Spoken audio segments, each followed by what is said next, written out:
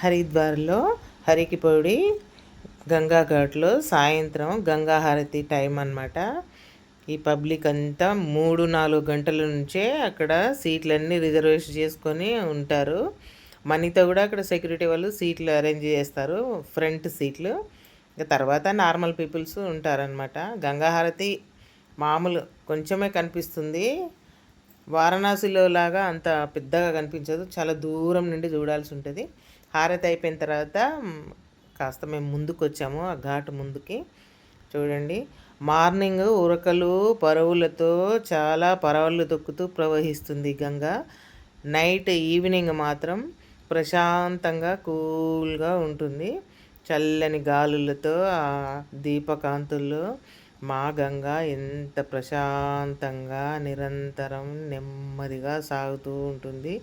అక్కడ కూర్చొని ఆ ఆనందాన్ని అనుభవించాల్సిందే.